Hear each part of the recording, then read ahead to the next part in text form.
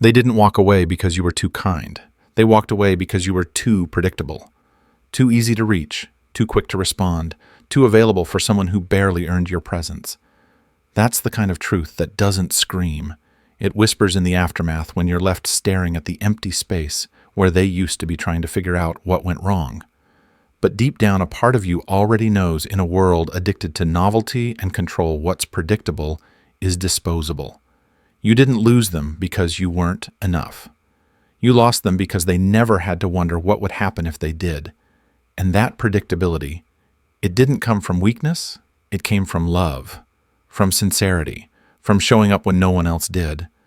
But the world doesn't reward that. It punishes it. You thought consistency would earn you security.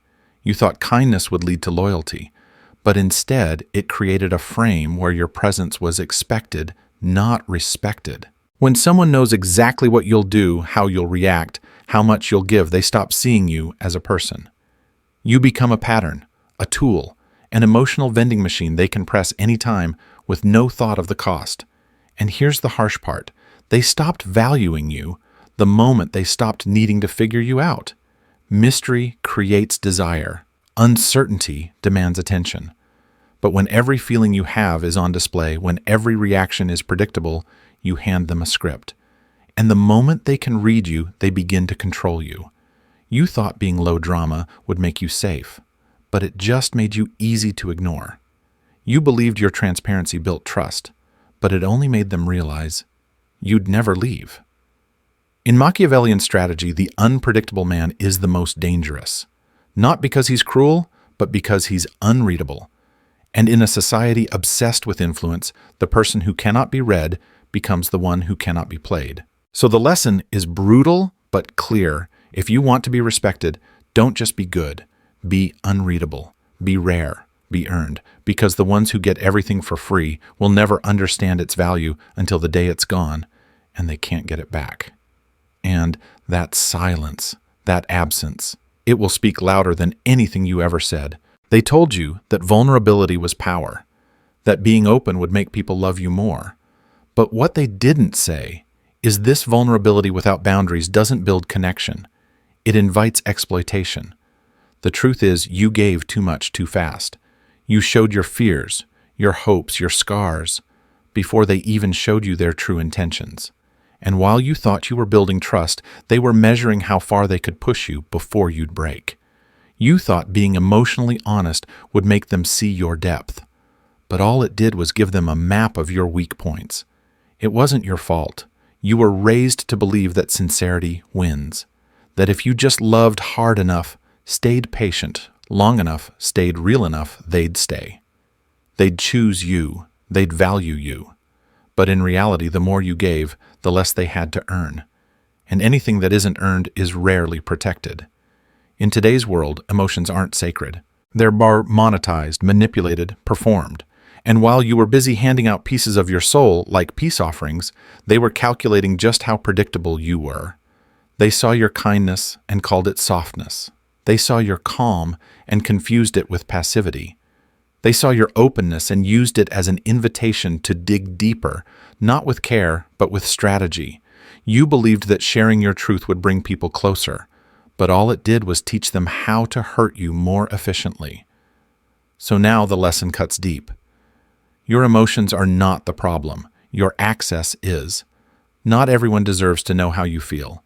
Not everyone should be allowed to sit at the table where your pain is processed and your loyalty is decided. Some things are too sacred to be displayed, and your heart. It's not a museum, it's a fortress. Only those who have proven themselves through time, respect, and consistency should be allowed through the gates. This isn't about becoming cold. It's about becoming selective. Because when everyone has access to your emotions, no one treats them like they matter. From now on, your vulnerability is not a reflex. It's a reward. And only the rarest, most respectful souls will ever earn the right to see it. Because the moment you stop bleeding for the unworthy, you start healing with intention. That's when power begins.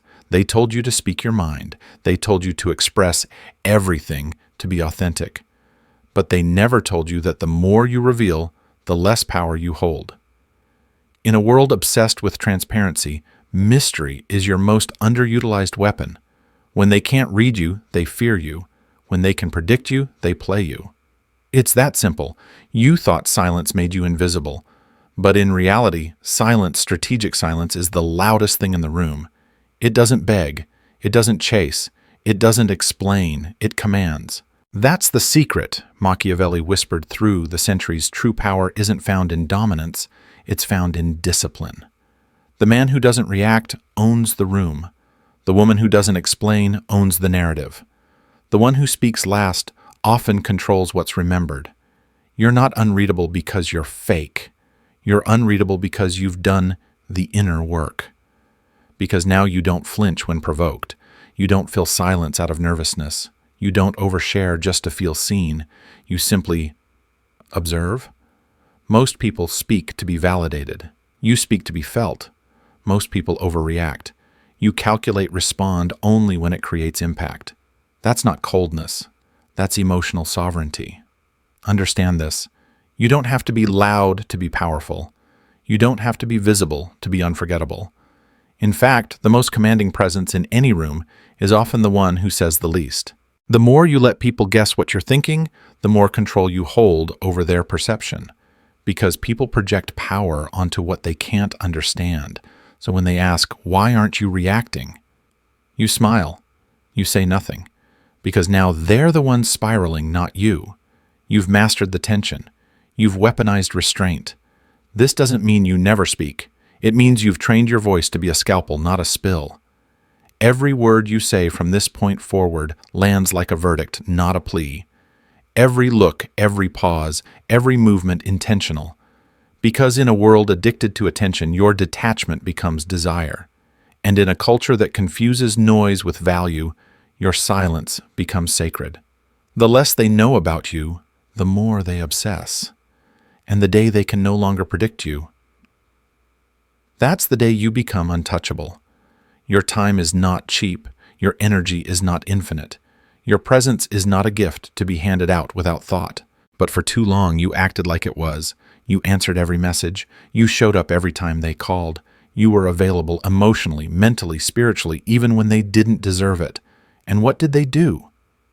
They normalized your effort. They expected it, demanded it. Then slowly they began to devalue it. That's the brutal irony of being too accessible. The more you give, the less they see it. You thought loyalty would earn respect, but all it did was teach them that you'd never walk away. So they tested you, ignored your needs, crossed your boundaries, and when you stayed, they stopped trying. Because when access is too easy, respect disappears. Machiavelli said it best. A prince must learn to command respect through boundaries. In the modern world, you are that prince, or you're nothing.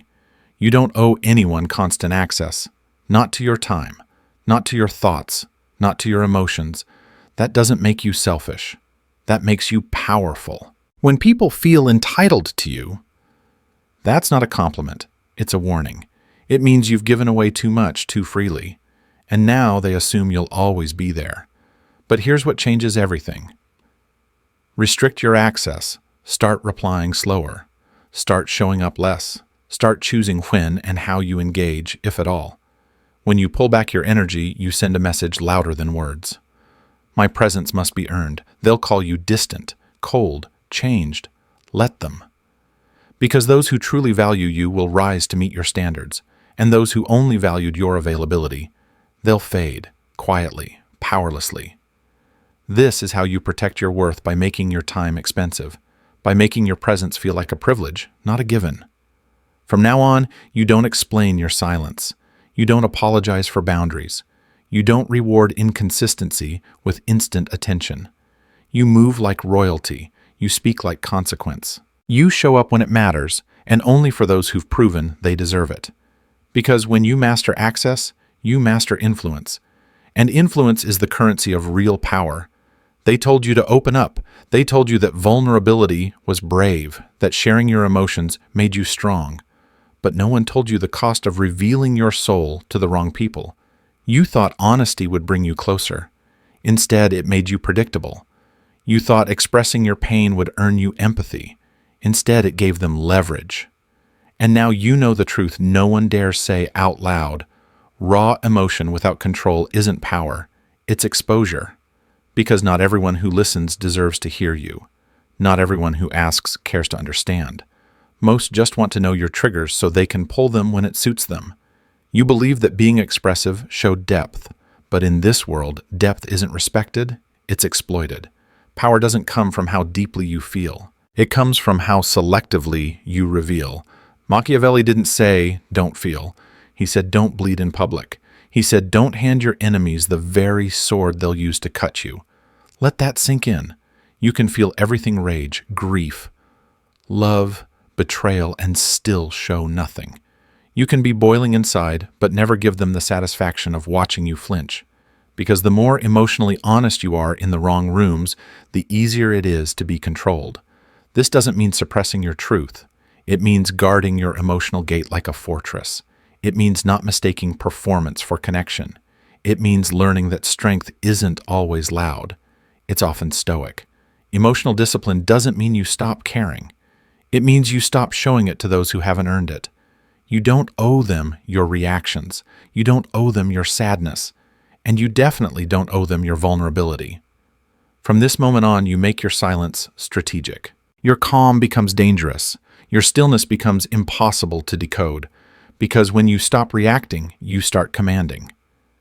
And that's when the power shifts from the hands of the manipulators to the hands of the master. You are no longer here to be understood. You are here to be respected. And the more unreadable you become, the more untouchable you are. You thought staying made you strong. You thought explaining yourself made you fair. You thought giving them another chance made you kind. But all it did was train them to ignore your worth. Because people don't listen to words, they respond to consequences. And when your presence is constant, when your love is unconditional, when your forgiveness comes without pause, your value drops. Quietly, brutally. Here's the truth no one wants to hear. Silence is correction. Absence is power. Not because you're punishing them, but because your energy is no longer free. You're not walking away to hurt them. You're walking away to protect your peace. And that's the shift from emotional performance to strategic distance. You see noise as what they expect. Anger arguments tears, they've seen it all. They've learned to tune it out. But what they can't handle is your silence. Because silence forces them to hear their own actions echo back. It's in your quiet withdrawal that they finally feel the weight of what they've lost. Not through yelling, not through closure, through nothing. That's where the power is when you stop explaining, when you stop chasing, when you simply vanish without announcement. Let them wonder. Let them sit with the absence of you. Because when access to you is no longer assumed, they either rise to meet your standard or fade. Machiavelli understood this. He taught that fear not cruelty, but the fear of losing access is more effective than love in securing loyalty. And in the emotional battlefield of modern life, the same principle applies. You don't slam doors, you don't burn bridges, you disappear like mist, and in that void your value grows. Because true presence isn't about being seen, it's about being felt, especially when you're gone. So the next time someone disrespects you, don't argue. Withdraw. The next time someone plays games with your attention, don't react. Go silent. Let your absence speak a language they can't ignore. This isn't about revenge. It's about reclaiming your dignity without performance. You're not here to beg to be seen. You're here to be missed, and missed deeply. Because when they realize they no longer have access to your warmth, your loyalty, your soul, that's when they finally understand the price of what they took for granted. And by then, it's too late. They told you power was loud, that it shouted in boardrooms, postured on social media, demanded attention with every move. But that was a lie. Real power doesn't announce itself. It's not volume, it's gravity. It doesn't come from how many people like you. It comes from how deeply your presence is felt, even in silence. You used to think that being noticed meant you mattered, so you over-explained, overshared, overstayed. You begged to be seen, hoping someone would finally understand your depth, but all they saw was need. And in this world, need is weakness. The more you needed to be heard, the less they listened. The more you tried to be understood, the more they misunderstood you, until you realized something brutal and liberating. You don't need to be understood. You need to be respected. That shift, that internal reset, is the beginning of your rise. Power, as Machiavelli taught, is perception. And perception isn't built on exposure. It's built on restraint, control, and mystique. So now, instead of trying to impress the room, you own it with stillness. You don't fill every silence. You command it. You don't react. You observe. You don't chase. You choose. That's the difference between those who perform confidence and those who radiate it. Your value is no longer up for negotiation. It's not proven through words. It's felt through presence. Because when someone walks into a room and doesn't need to be seen, that's the one everyone watches. You are no longer here to be accessible to all. You are not entertainment. You are not therapy. You are a fortress. Let them misunderstand you. Let them wonder what you're thinking, how you feel, what your next move is. That mystery, that tension, that's leverage, because people don't chase what's easy. They chase what's elusive. They don't admire what's available. They respect what's selective, and that's who you are now, deliberate, composed, unreadable. Not cold, just clear, not distant, just discerning, not arrogant, just aware of your worth. You no longer enter a room to prove yourself. You walk in and your presence speaks before your words ever do. That's not ego. That's design. Because true power isn't about needing to be seen. It's about becoming the one they can't look away from, even in silence. Let's be brutally honest, power doesn't start when you dominate others. It begins the moment you stop letting others dominate you. Not through chains, not through violence, but through something more subtle. Through emotional access, through your own reactions, through the way you used to flinch, explain, chase, and bleed for validation. But what if power was never about how loud you roared, but how well you governed your own silence? You were taught to seek influence outside of yourself, to win people over, to be liked, to stay visible. But that version of power is brittle, because the moment you're misunderstood, you shatter. The moment they withdraw approval, you shrink. That's not power. That's dependency in disguise. Real power begins the moment you realize you don't need to convince anyone. You don't need to perform. You don't need to be loud. You need to become a force of gravity, unshakable, unreadable, undeniable. That doesn't happen through ego. It happens through emotional discipline. Machiavelli never said emotions are weakness. He said uncontrolled emotion is a weapon used against you. And in today's world where everything is monetized, your pain, your outbursts, your oversharing, what protects you isn't being open. It's being sovereign. You're not cold. You're composed. You're not hiding. You're building something so solid inside yourself that no one else can penetrate it. Call it presence. Call it restraint. Call it command. But it's all built on the same foundation, self-mastery. That means you don't respond out of impulse. You pause. You read the room. You watch without revealing. You speak with precision not to be heard, but to shape reality. And when they try to push your buttons, you no longer give them the satisfaction of watching you react. Because now, your silence carries more power than their noise ever will. You don't demand respect. You carry yourself in a way that makes it non-negotiable. You don't fight for attention. You become so grounded that attention shifts naturally toward you. This is what separates you from the masses. Most people are trapped in emotional slavery, reacting to every comment, explaining every move, apologizing for their boundaries. But you're different now. You walk with intention. You speak like every word is a contract. You withhold not because you're afraid, but because you understand. Everything valuable is protected, and your power, your emotional clarity, your peace, your presence is too valuable to bleed for those who haven't earned it. So from now on, you don't flinch. You don't chase. You don't overstay in places that fail to honor your energy. You lead not through dominance over others, but through full command of yourself. Because once you master your nervous system, your emotions, your presence, you become someone the world doesn't just see, it feels you. And that right there is the beginning of unstoppable, untouchable power. Stop bleeding for people who haven't earned your truth. In a world that rewards noise, availability, and overexposure, one of the most radical things you can do is reclaim your emotional privacy. The most powerful people aren't the loudest. They're the ones who move with quiet certainty, who don't chase validation, who let their presence speak louder than their words ever could. The lesson is simple, but brutal. Being too available, too transparent, too eager to prove your worth will cost you more than it earns you. People don't value what they don't have to earn. So stop over-explaining. Stop waiting to be chosen. Stop reacting to every trigger. Power is not in being seen, it's in being felt without having to scream. This doesn't mean you should become cold or heartless. It means you become selective, intentional. You speak less but with more weight. You love but only where love is reciprocated with respect. You're not withholding to punish, you're protecting your peace. When you stop giving everyone access to your emotions, your time, your energy, you start building something unshakable inside presence.